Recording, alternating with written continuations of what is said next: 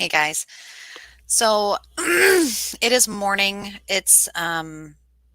Well, it's not morning anymore. It's afternoon, but it's still morning for me because I just got done with all of my morning sessions.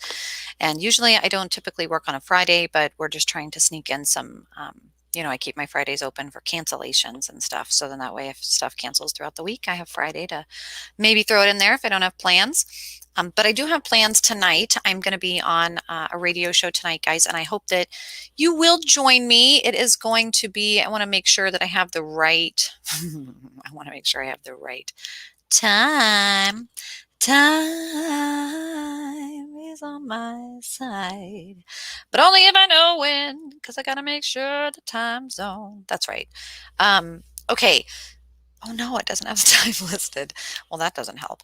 But it's on the Andromeda Celestial Gateways show. It's on night terrors, visitations, abductions, and parasomnia. And it's tonight. It's on a YouTube stream, very similar to the one that you're seeing now. So hopefully you will check that out. If you don't, oh no, there it is, 8 p.m. Central. So that's tonight at 8 p.m. Central. It's Andromeda 7 Celestial Gateway panel for a much requested discussion on parasomnia that has been coming up. And you guys, if you have any stories about that, I would love for you to share. If you've been having any issues, that would be great. I am redoing now that my YouTube is back. I had was doing really well with my No Man's Land and doing all my YouTube shows, and then I got someone reported me, which lo and behold, when you have something successful, there's going to be kickback. There's going to be individuals who don't want to see that happen. I'm not sure always. But then it could also just be that I was mentioning things about um, the pandemic, and you can't do that either. And so things are heavily censored these days. America is not what we are used to it being. And yeah, so I'm going to be restructuring that, going through Odyssey, doing StreamYard through Odyssey and other online platforms. It is coming back. I just renewed my lease for the photography studio. I know a few of you have asked because you might be traveling around the state, or you saw that the fall conferences, Savannah Paracon, all of these others, they've been rescheduled. They've been canceled. They aren't working out because of Delta, because of the going back to school, just because of uncertain times. Hi, Dave, Ruth, all of you guys, Jason, Mary, Tina, Chat. um, and so things are really kind of out there and they're uncertain, which is why I think even more importantly, I want to bring No Man's Land back and have at least a weekly check-in for politics, because guys, the politics lately has been really crazy. And, I check it daily and I always want to go on and rant, but, then I also want to be professional. And then I feel like, oh, I need to be able to go online and do this. Oh, I need to wait until later. And then later comes, and I do work full time. I'm in school working on my doctorate. I have 2 children. I'm married to a beautiful man who also works full time and has his things, and it's back to school time. I'm also working with my dad as a kind of long distance caretaker. He's struggling through a terminal illness, and we're trying to get him a kidney. So, O positive kidney donor needed for my dad. And we've got people going through the testing and people lined up to be tested. And the thing with that is you can only really be tested. The insurance pays for one person. The testing with COVID and appointments and doing things takes a little longer than usual. So whereas it used to take maybe a few weeks to get a person in and out and tested, it's now taking about a month and a half to 3 months. And my dad will be removed due to old age, not this November on his birthday, but next November. So we're just trying to get a match tested and all of that done before he is removed from the donor list. So it's just all of this stuff. And if you have been wondering where my Paranormal Sarah things have gone, that's the fun part of me that gets pushed to the back when I'm doing more serious things. And so these last few months, that unfortunately has been pushed to the back a little bit. I'm still doing readings. I'm still doing my Gypsy tribe. I am actually just now sending out the September day-to-day ritual breakdown for shadow work and the astrology and what to expect from every single day, which is something I send out to all of my Gypsy Tribe members. Well, you can join on Patreon, but you can also set that up with me for private mentorship. So I have that. But I came on today because I wanted to share something with you. I've got, all these little side projects and I would love your help with that. I'm reopening our studio. I got back from Missouri and the two businesses next to mine in the Jack Pine Center, they had moved on, right? Pandemic is hard and also location, location, location. But I was saddened a little bit because, I was getting some grants and in line for some business loans and opportunities for things to help within the community, being the only photo studio within like a 30 to 50-mile radius. And I came back and the two open spots are now photo studios. So I was meditating to the universe on what I should be doing with that space because, I do so much and the photo work has kind of fallen to the wayside. So why pay for a studio if I'm not really using it? And it's my ego. I like it. It's being a part of the community. When I go get my coffee or I support the local pizza shop and then they say, well, what do you do? Sometimes people treat me differently when I tell them that I do paranormal work or occult work or non-denominational crisis, end of life, or they rub their nose in the air a little bit if I tell them that I do forensic therapy for violent sex offenders and I work in that realm. The age of politics is upon us where what you say and what you do, how you advocate what you like and your passions and sharing those interests, it's room for judgment for certain people. And in a smaller town with some heavy religious connotations, that's been a place of me to walk pretty hesitantly. I'm just not always sure. I'm uncertain. I'm not from Minnesota, so I get nervous, believe it or not.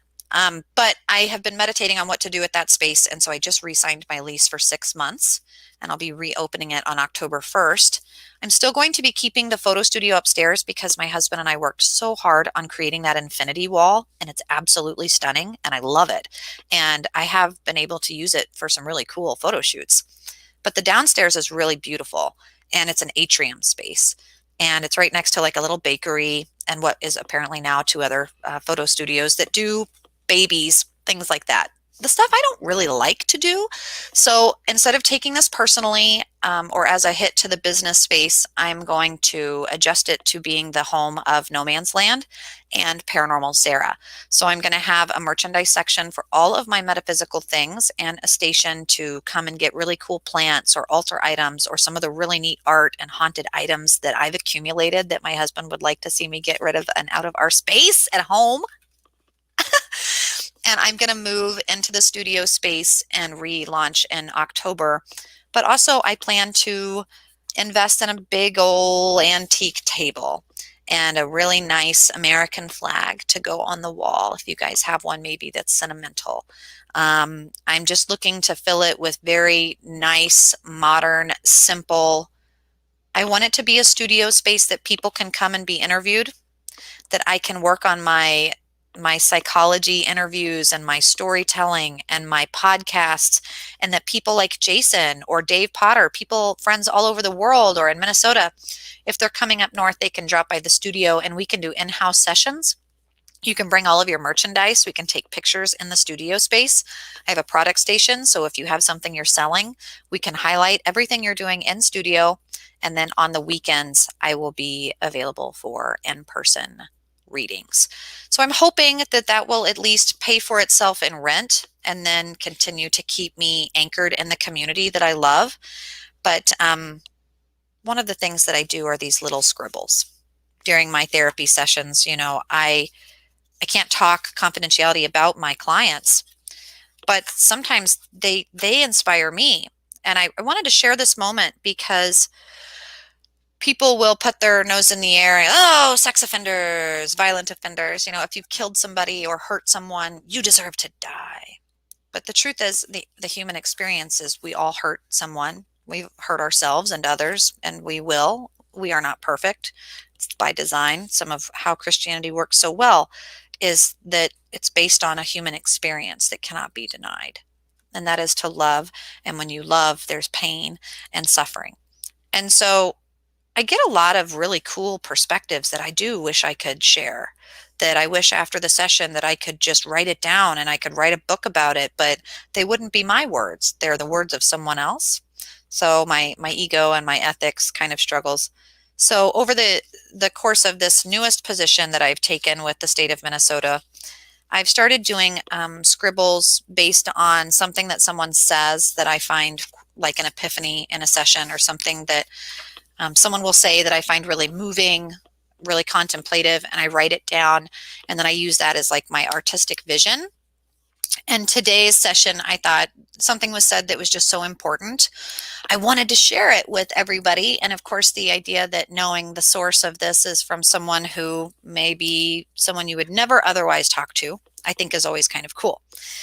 But this person sharing their experience and all of their their things, a statement was said that I just was like, wow, that is true. That is so true. Like, you have those moments where you're like, wow, okay, I want to sit with that. I want to sit with that saying, right? For those of you out there who have your own podcast, maybe take this, or your own content creation, take this and run with it. But vulnerability is the key to flow. Vulnerability is the key to flow. And in the session, we were talking about structure. Systems and psychology and therapy. You take about structures, or nuclear family, or social system, or like all of these systems and things, but it becomes really impersonable. And I, as you guys know, sing, and I do a lot of analogies, and this particular person is quite fond of architecture. And so we were talking together through architecture and how you can have a structure, you can have fulcrum points, you can have balances and certain beams that are immovable. You've got your studs, and then you have those certain things that when you're remodeling, you go, no, you can't do that because that's a structural thing and it's part of the foundation. But one of the pieces about a structure that I really love, and even as a photographer, I love taking pictures of people. But when you move to a small space or there aren't people around in the winter, I struggled for a bit. Architecture photography is different. People are like, look at the lines and composition, and sometimes that can get boring. For me, it's about purpose. That's why I like psychology, the story. And doors on a structure, stairways on a structure, they are integral, they are purposeful, they're extremely important. But they're also an opportunity to be decorative and creative. You create a door in your structure, and it is going to open and close. It's going to open to let communication in and out, and people in and out, and it's how you let people in. It's that vampire permission, right? Where you say you have permission to come in, and oh, come on in. It's what people see. It's what we lock for safety. It, in essence, is a really great analogy for therapy because it's a safe space, a protection, a line or boundary. It's very definitive. It's physical, it's tangible. You can see it, you can decorate it, you can put a wreath on that door. You choose the hinges and the door handle and the lock, all of it, even the mat. And this can be that exercise of like envisioning what your door looks like, the entryway into whom you are. And there can be a lot of doors, but the main door, or when I drive by an old castle or an old church and you look at the big door. As a photographer, people often get positioned in front of old doors, but they're rusted over and they don't work. They're no trespassing. They are expired, retired, and no longer working. But they still seem to have a purpose. They're beautiful. They're a reminder. They're a potential. And if you want access to the rest of that building, you're going to have to go through it. I mean, you could climb through a window, sure, but the door is the proper way. And so in this analogy of vulnerability is the key to flow. When you stand up to give a speech, or you go back to the first day of school, or you struggle with anxiety and are feeling really nervous about something, we hold our rocks and we ground and we center and we, do our makeup and hair so that we look nice and we feel nice and when we're here and we're present. But none of that is going to allow energy or connection to happen. It's the door. It's the doorway. It's the moment of vulnerability. And that you go, wow, I'm really nervous, but I'm about to share this story, and I guess I'm going to do it because it's relevant, it's accurate, and it's helpful. So you share that story, and then you realize you get feedback and connection. And it's like, yeah, but you're opening the door to crazy people. It's like, well, of course you are. You're opening your door. There is going to be that risk involved, but don't focus on that, right? Adjust, redirect that focus. It's all about if you want anyone to come in, if your goal is to have a good speech, if your goal is to have a big party, if your goal is to not be alone and to get back at it, man, you got to let people in. You've got to be vulnerable. You have to. It's part of it. You can't get in if you don't have a door. So, like Beetlejuice, just take that chalk, draw it in your mind. Or as Samantha in the chat room said, man, I can picture it. I can see it in my mind. And everyone's door, philosophically speaking, metaphorically speaking, and if you're an artist, allow that to be what you draw, or a window or a door that is called to you and you think, ooh, I want to peer in. It's very, very psychoanalytic and philosophical. It's so deep. And the color, sure. If it's purple, big and bright, it could be regal, it could be cultural, it could be a stay away, it could be a warning. Red, big, bold. I mean, the color wheel, red, colors are frequencies, right? They are a wave, a trough, a high and a low. And they're going to make us feel a certain way. They're going to trigger a certain part of our body even. If you want people walking up to your door with a certain emotion or certain feeling, you might decorate it a certain way with certain colors and certain signs. Beware, the witch lives here. Or get back. You know, my 9mm is faster than my 911. You know, whatever. All of those decorations, they're very important. They serve the purpose. They are the pre-contemplation to putting the key in and walking through. But vulnerability is the key to flow. And when I heard this client say that, I just felt like, oh, that's so true. And I love doors. I love doors and gateways, and even working in the paranormal, people are often coming and wanting me to close doors, never open them, and I wonder why. Yet so many people are out opening them and wondering if they've opened it enough or opened it the right way. And it's so fascinating to me. It's the flow of energy. And if you look at religions, if you look at cultures, even if you look at oppression, groups of people, power, control, the struggle, it's a doorway.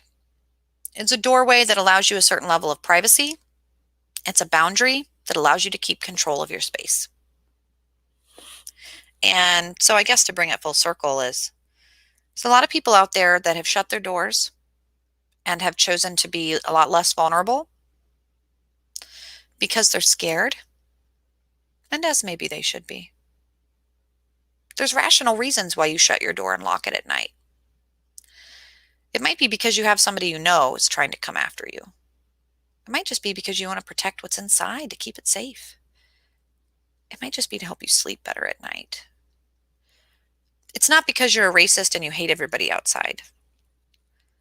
Just because you don't want to get injected with something in your body that you aren't completely sure about, it doesn't mean that you're anti anything else or that you're closing the door to people. Being vulnerable is risky.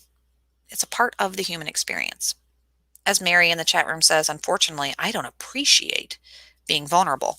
But, and you're not, Mary, but if you were, and you were in therapy with me, or I was your counselor, or in any such situation, NLP is how I do things, right? And in which case I take that word appreciate because that's very specific. The recognizing of full worth of, to value, respect, prize, or cherish, to treasure, admire, acknowledge, or recognize, to understand fully, or to recognize the implications of, to realize and to know, is to appreciate. It's not even an emotion, it's an acknowledgement. Respect doesn't have to be because you like something. You don't respect something because you like it or not. You respect or value something because you understand or recognize it. I don't always like being vulnerable. That's for fucking sure. I don't like people taking advantage of me. I don't like people calling me a liar or a thief just because they give a lot or say too much. I don't like people saying that I am a hater because I don't give compliments. I don't like someone saying I'm a bitch because I give constructive criticism. I don't like being vulnerable or opening that door. I don't like sitting down with individuals who I know have raped little children, and I have little children in my home. I don't like it. I know that I'm vulnerable. When I walk into a room full of police officers, which happened recently, and all of them say, well, you can't possibly do your job. Look at you. How can you, someone that looks like you, paranormal Sarah, be taken seriously? And I appreciate that judgment for what it is. But then I share a little bit of vulnerability. And I say, let me show you and tell you air and fire. Let me walk and talk a little bit for you in these shoes that you would never put on for whatever reason. But it's that you don't understand or fully recognize something, or maybe because you do and don't like it.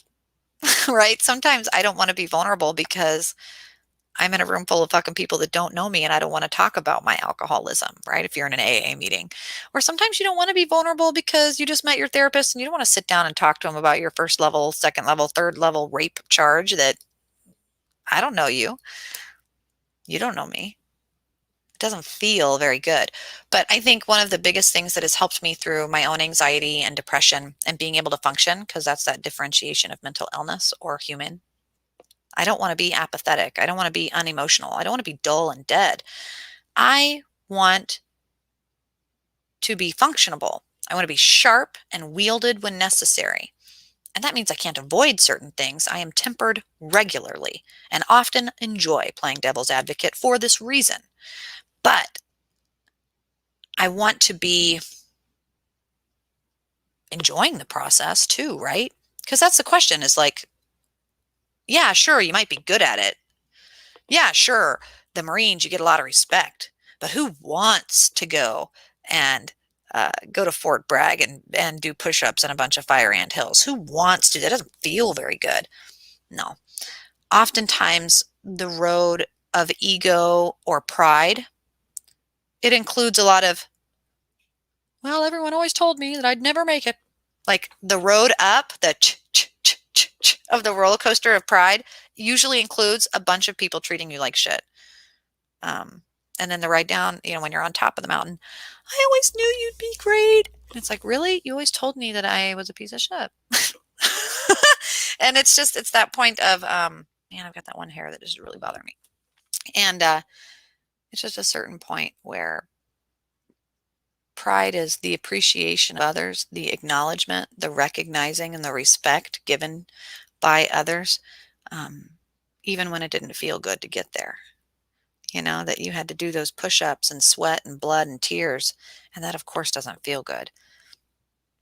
But like this morning, I woke up to, God, she's one of my best friends. I haven't seen her and it's been too long.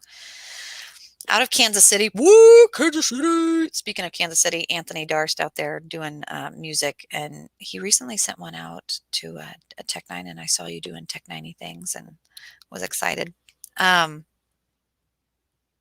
Phyllis, her name's Phyllis. And she's so dear to me. And she had shared that she hates being an empath sometimes because she just woke up and was reading the news and was, woke up Friday, yay, Friday, it's going to be an awesome day. And then you see something that's like, and it was about young babies having cancer or some very sad part of humanity. And she said, I just hate it that I woke up with good intentions and then I'm crying, I'm crying. And I have a lot of people that have been abused that become abusers. A lot of people that have been hurt and they know pain. And a lot of people who do service have been served. People who do really good service. Sarah, how'd you become such a good waitress? because I've had a lot of really good waitresses. I've watched them. I judge them. I look and observe at others. Every time I have a waitress, in fact, I'm always not judging because I want to make someone feel a certain way. I'm judging to only learn the information and to think, not feel. Think, not feel. When I sit down with someone that has a really heavy story, I want to think about it, not feel. Feeling allows me to empathize, but man, if I only have 53 minutes with that person, I can't just turn it off at 53 minutes, then I can't turn it on. I can't open the door if I can't shut it. You know, I always watch that moment in a tornado scene, you know, where it's like, open the door, let them in. It's like, you got to open the door and kind of let them in. And you've got to be able to shut it for the safety of all others, for the safety of you. But as Marines would say, pain is weakness leaving the body. As Dave in the chat says, pain is that step that lifts us up to the next level. And even as I can tell you, going through 21 hours of natural labor and birthing a 10-pound, 11-ounce child with nothing but honey sticks, pain is temporary. The physical pain you feel is temporary. The hurt it causes is up to you. It can stop the moment the pain stops. You can channel it into something else. You can recycle grief into love. That's what it is. But it's hard. It has to go through. Sometimes when I'm watching Bob Ross, man, to get that perfect color of blue, he's got to mix a little bit, a little bit, a little bit. It's a process. And we are but meat sacks. We can't do it all. We can't control it all. We just can't. And if you try to, it's going to feel bad. But I just wanted to share that I thought it was just really special. And, you know, when people say like, well, I don't know how that kind of therapy or whatever, because people do, they're quite rude about the demographic that I work with. And that's what I don't care. It's my specialty because I'm helping little Sarah inside me. And it's the way that I know that I can achieve.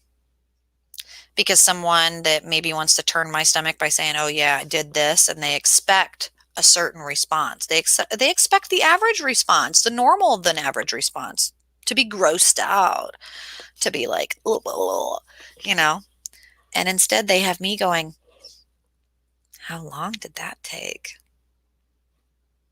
I'm not interested, but I do want to know. And that's the only feeling that I have is my want to know. That's going to help me do my job.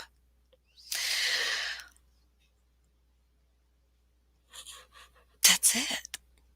And then the emotions that I do take from it are the good ones, which was like today. Vulnerability is the key to flow. If you are feeling vulnerable today, if you're feeling like, oh, I don't know if I should do that, I don't know if I should do that. Vulnerability. The feeling. Note the feeling. Scared, anger, resentment, grief. Notice where it's at. And then, as any good witch would do, to tip it from water, to tip it to your feelings, tip it back in to earth. Tip it back here and just say, God, I feel really angry. I feel really angry, or I feel really mad, or I feel really sad. Why? Why? And we go and we talk it out, get it out. But see, we don't want to do that if it hurts another person. Take it back to the thought. Lift it up. As Dave said, lift it up into the brain. Take it from the heart, up those chakras into the brain, and think about it. Process it. It's important, like we're doing now. Anyway, it's not too late to join the Gypsy tribe for this month if you're interested. And I think I have two spots open since it is September and it's busy. If you have any way in like which you would want to support my birthday. Some of you have asked like what I wanted for my birthday, and I really appreciate that. My birthday just passed, and I don't really want anything except for my opening to the metaphysical space and the studio for No Man's Land to work out and to be able to manage it all well. So if you guys, want to support that, you can always get a reading or buy something from paranormalsarah.com. It all goes to me and supporting the things that I'm doing. So it all goes to the same spot. And that's the thing that I'm kind of working on right now is getting those kids back to school safely and then launching the studio here within the community that I know might cause some ruffled feathers, but that's not my intention. My intention is to provide a place for people to go and learn about things and also maybe um, be interviewed, get help capturing their moment in time. And yeah, I hope to be popping in more frequently now that with the kids going back to school, I will have a lot more time to get things done. I won't be trying to micromanage 500 things. It'll be more like 221 things, which is far more manageable. And for me to be able to pop on here and feel like I can without being guilty. So yeah, if you guys have anything that you want to talk about or learn about this month in the Gypsy tribe, I had just shared, the today, for example, is the moon in Cancer. Now, the moon is our inner feelings. Cancer is that little crab on the beach going, whoop, the tide's moving. You're never really at home anywhere. That's okay. You carry your home on your back like a shell, like a tortoise, like a turtle, like tortoise turtle.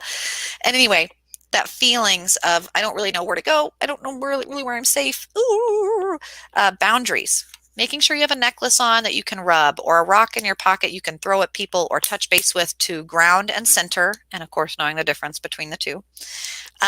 Something we would work on in the Gypsy tribe. But the moon in Cancer is kind of that power struggle too. You might be feeling internally the Pluto in Capricorn, which is a fight over control. It's conflict resolution. It is things that aren't in your control at all. And so you have to know how to maneuver and navigate around that and go, whoop, like on Office Space. You see your boss, just go right around it. Know your needs. Today is a really great day to meditate. Today's a really good day if it's rainy here in Minnesota, wherever you're at. Take some soup, take some hot coffee, sit on the porch, call a friend, write a letter. The shadow work, if you are an advanced witch, and of course, shadow work meaning like internal yin work, introspection. Be still, don't panic, don't thrash. August is mud magic into September, into the Mabon. And when we say mud magic, we kind of are meaning, of course, that we have a lot of energy from water coming into earth. And that's literally making like a quicksand. And so if you think of the alchemy on it, this quicksand, what happens when you are in quicksand? I mean, you can scream, but that may or may not help you right away. But if you're doing this, it's going to fuck your shit up real fast. And you're going to be gone. And so this is mud season. This is quicksand season. Doing a lot, flailing out of desperation. Adios. See you later. Say goodbye. If in this time of contemplation, like myself, for example, like what do I do at the studio? I don't really have the money to keep renting it, but I guess I am working. And like, well, as long as nothing like devastating happens, like I can still kind of keep my head above float, but like, well, maybe it'll be really successful and the community will be really supportive. And it's like, well, the community just fucking opens 2 photo studios next to your photo studio. Yeah, but let's be hopeful. You know what? I need something that doesn't depend on foot traffic because I live in the middle of nowhere where there's nowhere and you have to just do what you got to do. You know what? No one's showing up. Remember, live your life like no one's showing up. Do it for you. Do what you want to do. Do what is going to work for your interests and passions so then that way you keep showing up. And as long as you show up, it'll show up because it's not dependent upon other people. It's just doing what you love, right? And it's like, you're right. Okay, then do it. You're right. I'll do it. 6-month lease, not a full year, 6-month. I'm not going to flail and scream and wonder and fight and cry and all this stuff. I'm going to do and then think. Build, prep, think. I'm not doing a lot of screaming or talking or flailing. I'm not going to try a new hobby, try a new interest, do all these. I'm sticking to what I know. Centering. Stability. knowing that what I say, what do you think? What do you think? What do you think? It's not really going to matter to us soul wise because we're in quicksand. Air doesn't really help us right now. Fire's coming here shortly. I would expect this weekend, actually, in astrology. And what that means is like Kamala, right now, there's headlines where she has suggested of the impeachment of our president, Joe Biden, for his certain delays in Afghan and recent conversations a month ago, well, in July, I think July 23rd, to the Afghan president about, I know that it might look this way or that way, but can you please just like tell people it looks this way? And oh, by the way, yeah, no, we'll absolutely stay there and be helping you. And yeah, no worries. And then bloop, that was a lie. That was a lie. That was a lie.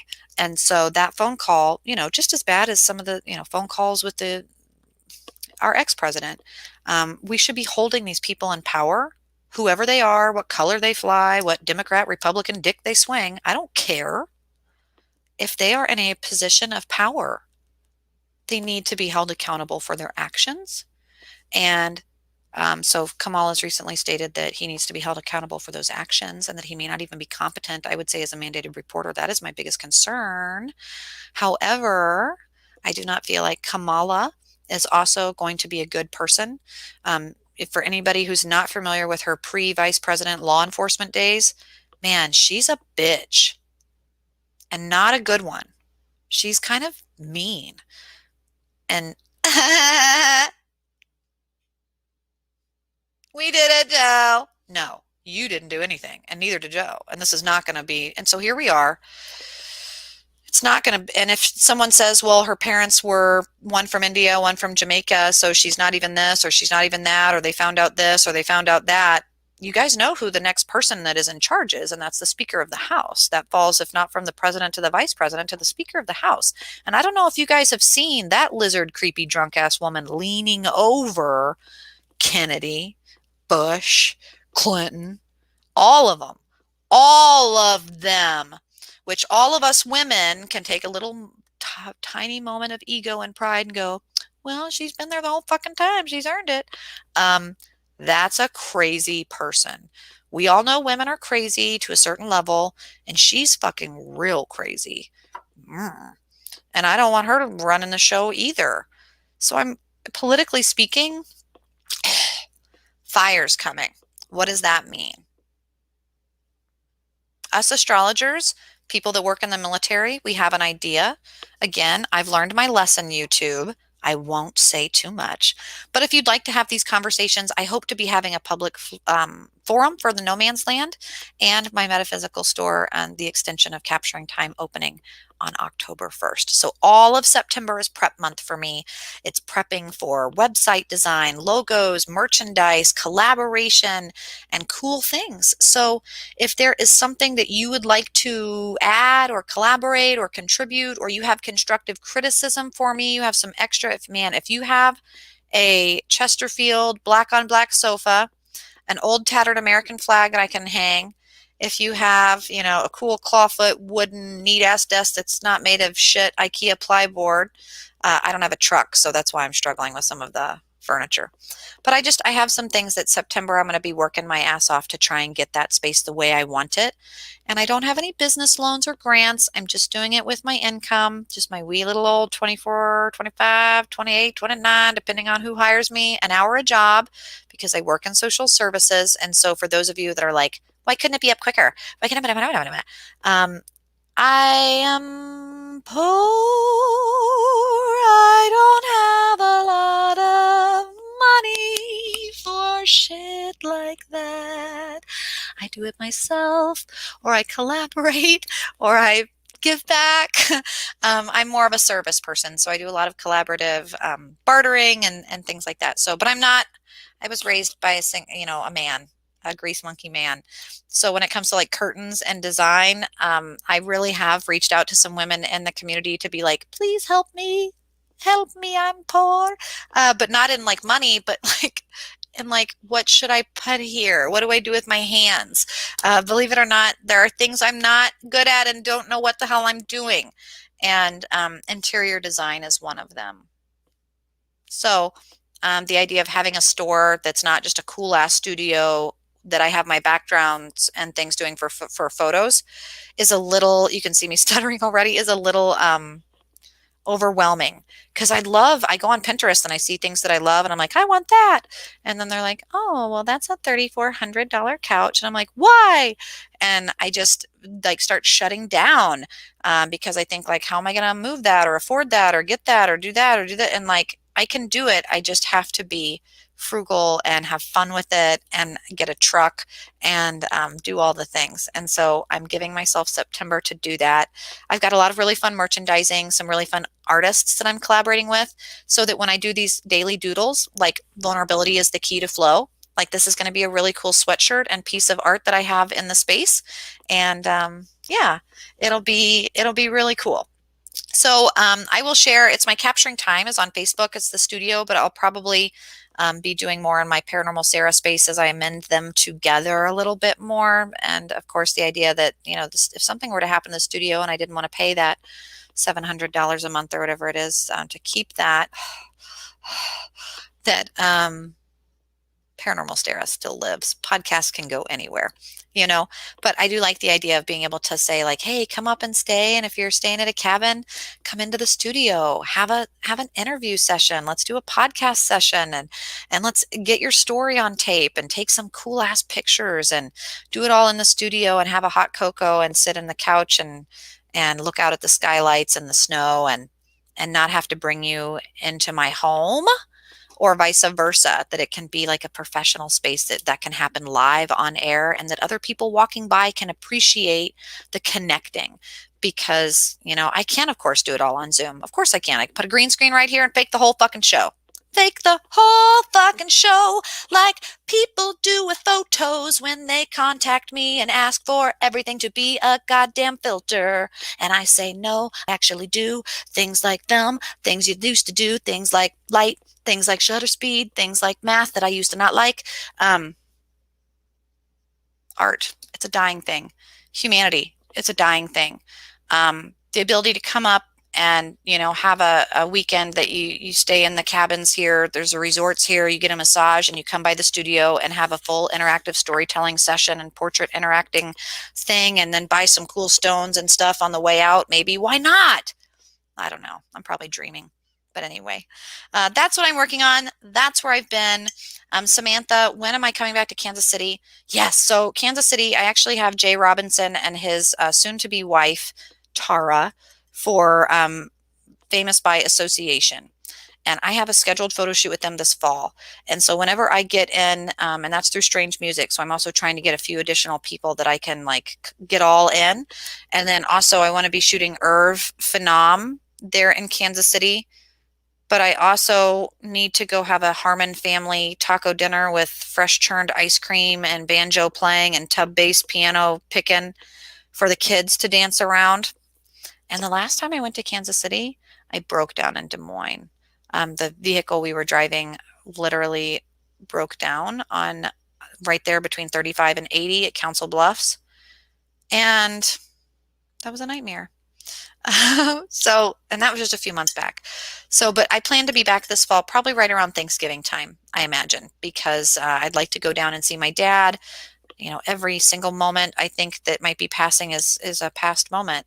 So I want to see my dad, but he's, in and out of good health. So I have to manage that and my work and my husband's work and the kids' school.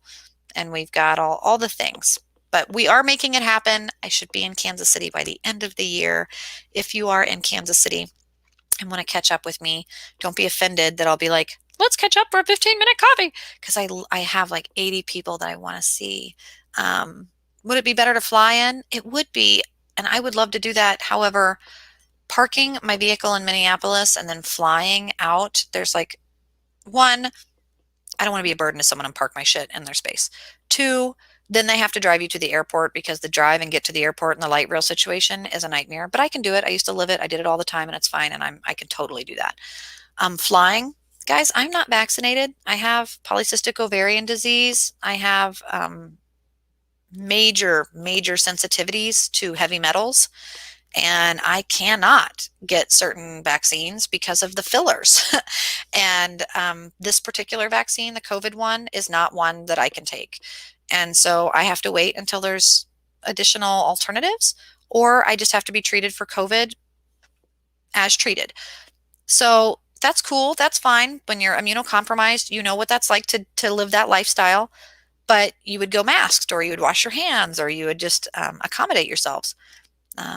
Flying, it would seem, and traveling and doing things, going state to state, as I've done this year. If you don't have a vaccine card or a willingness to get stabbed in the brain by the swabs that are outdated, they have been since February. Um, it can be complicated. And so I don't like to book something and then a month later them tell me that something's changed. My anxiety fucking hates flying for that reason. I also don't ever pack luggage because I have flown enough that and had been separated from my things, my medications, my underwear, that everything goes in my carry-on. Everything that I'm going is going in my carry-on. That includes my camera, my laptop for work, my medications, my black shoes. Like those are the things I need. And I'll be goddamn if even trying to fly with medications anymore or camera. They broke my crystals last time. I had them all in my carry on, and they just fucking took them one out one. They swab them because I don't know if they think that there's like drugs inside, and they're like, "Oh shit, was that important?" And I'm like, it's only like a piece of the earth, hundreds and millions of years older than you and I, that can never be formed again in that exact way. It's fucking fine, lady. Anyway, those moments. I'd rather just drive. I'd rather have my music blaring and the windows down and know that I've got my shit. It's far less. And I even tell that to conferences that are like, you would drive to Atlanta rather than fly. And I'm like, yeah, I will happily drive because I can be just fine. I'm happy as a clam. And I love to drive. Flying, I mean,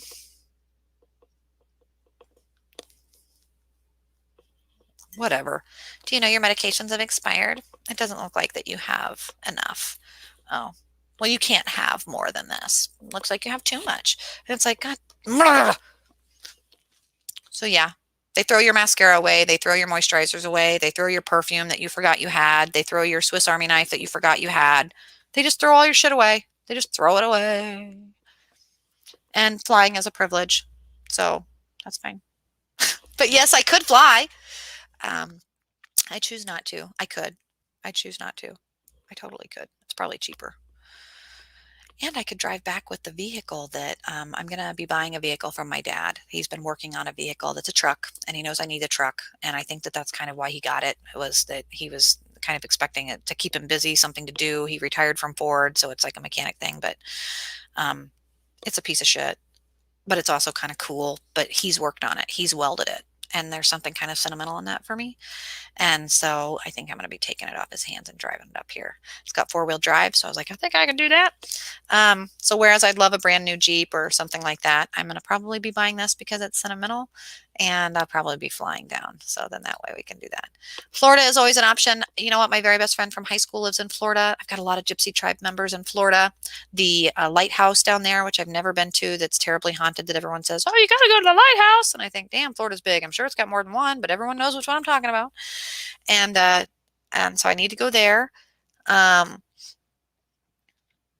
Yeah, U-Tree says for the past 2 decades, I've driven between California, Texas, Minnesota, and Colorado. I'm wanting to go to Colorado. I have a friend that lives in Colorado that's doing this really cool retreat in this treehouse thing. Yep, it's St. Augustine. See, you knew. And in Colorado, it's at the basin of this mountain. You go and you have a chef, and you forage all of your food at the retreat, and then the chef teaches you ways to incorporate the food you foraged. And then at the basin of this hill, apparently, is a little old lady who sells a really amazing pies. And then, of course, if it's Colorado, you could probably go and get like some CBD gummies and go sit at the top of a mountain and eat pie. That sounds fabulous. And they're like, yeah, well, just come here and come down. And it's Colorado. And it's 11 hours that way. I've driven to Colorado many times, but only for always the same event, which was the Darkness Radio Stanley Hotel event in Estes Park. So I've been to Estes Park many times. And then my high school sweetheart was an Air Force Academy person, and I drove to the Air Force Academy in Colorado 3 times. So I've driven that road and I know it. Texas, I have family and friends in Texas. And also Rocky Stucci, who you guys know and love, that I've done a lot of podcast collaboration with, is now in Texas. And, I like to drive. I've driven through Texas to like Cabo, to Mexico, to Corpus Christi, Mustang Island. And I like Texas. It's big. Everything's big. Everything's bigger in Texas. Belt lines, hats, beltways, everything. Um, and I don't necessarily like that because you'll be like, oh, we're in Houston? Well, when do we get to Austin or Dallas, Fort Worth? And they're like, days, days. It's like the, oh, brother, where art thou? Well, hot damn, if this ain't a geographical oddity, 2 weeks from everywhere. That's how fucking Texas is. But there'll be a Whataburger on the way, so it's fine. I can't eat any of that, by the way, anymore because I have a gallbladder removal taken. My gallbladder is taken from me, so I can't do any of that, which is another reason. It's like a Hunter S. Thompson moment when you're out on the highway doing road tripping and you're like, where's a place I can eat? And they're like, Taco Bell. I can't. McDonald's. I can't. You don't want to, like, you just can't. I'm from the farthest southwest area by the border. The farthest southwest area by the border. So you've got horny toads. Horny toads, cool little desert creatures, little snakies, all sorts of cool things. I really like Texas for their Taco Bravo. The fact that there is a hot sauce buffet should be enough for everyone to stop in their tracks and just give a moment of respect. Because when you go somewhere in the north and you say hot sauce and they give you ketchup, there's like a womp womp womp. Whereas Taco Bueno, you come in and they're like, would you like green sauce, red sauce, light green, light red, dark red? Would you like small, medium, soft, large? It's like, what? It's really nice. I like hot sauce. So that's one of the things I love about Texas. And I have some really cool hats going up in my witch store because you got to have witches in a metaphysical store. I'm trying to kind of revamp what a metaphysical store should be, and it shouldn't be just like sage sticks and patchouli. I think it needs to be hats and cool ass bitchin' stuff that witches really do have in their life. We really do have cauldrons and mortar and pestles, but they need to be real. And Samantha says, yeah, but Kansas City has longboards. God damn, does it ever. Long. Let us all take a moment. If you've not been to Kansas City, every time someone goes to Kansas City, what should I do in Kansas City? Go to longboards. What else? That's the first thing. Go get anything. Their orange chicken, fabulous. But their Laguna crab, oh my God. It's got a mango salsa, black olives, rice, fried rice, mango, salsa, cheese. What else does it have on it? Guacamole and crab meat wrapped up in a spinach tortilla.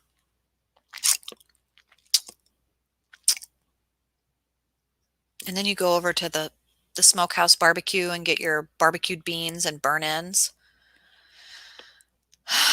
Kansas City. I love you. Get in me. I love Kansas City for the food. I miss a lot of the food there. I literally could live on the food in Kansas. I mean, so much great food. And food I've not even eaten. Food that I want to eat. Café des Amis sur le Parkville avec des mes amis. It's beautiful. Mwah! The French cafe, they used to have, I mean, anyway, I could talk forever on food. But yeah, I know most places on where to go for where to eat. Even like Gettysburg, you got to go to the Lincoln Diner. You got to get their crab bisque or lobster bisque. And a lager, preferably like a cloudy. Anyway, if you're a casting director watching this, my friend Mallie McDonald and I, you might know her from the Old Darkness radio, but Mallie and I, we pitched a show called Dead and Gone way back in 2008 for the Travel Channel and the History Channel. And we filmed this pilot, and it was us going to haunted bed and breakfasts or haunted places that you could, have an experience. And we did a lot of eating. because we were making a show that we thought we would want to be in. That what is a show in the paranormal that's like spiritual, like soul food, right? Wink, wink, nudge, nudge. Nobody wanted it. Nobody cared. They all thought it was too boring. There wasn't enough brick throwing and, you know, get on out of here, spirit cleansing. Whereas I was like, doesn't this gumbo make you want to convert to voodoo? I mean, this is fucking magic gumbo. The crepes in Los Angeles, let me show you. We've got voodoo priestesses and beignets, something that'll turn your soul dark and make you do dark things in the night. Like, I thought it was going to be, it was so much fun. Anyway, I'm still mourning that show. And I would love to come to a haunted place near you and go out to the most delicious hole in the wall place that you have. And then, of course, come back to the studio and talk about it and record it, take pictures of it, capture that delicious, soul-inspiring moment, and make our present life better. That's the point, right? Chanel says down at the farmer's market, all the little spots and shops. Yeah. There's actually a little spot in the farmer's market area. They have plantain burritos. It's like a chorizo sausage and a plantain that they flatten out on the grill, and its own like makeshift malleable tortilla for the moment, but it's sweet because they have like brown sugar on the outside and then the pulled pork on the inside with a little bit of a like a tangy slaw, and you eat it like a taco.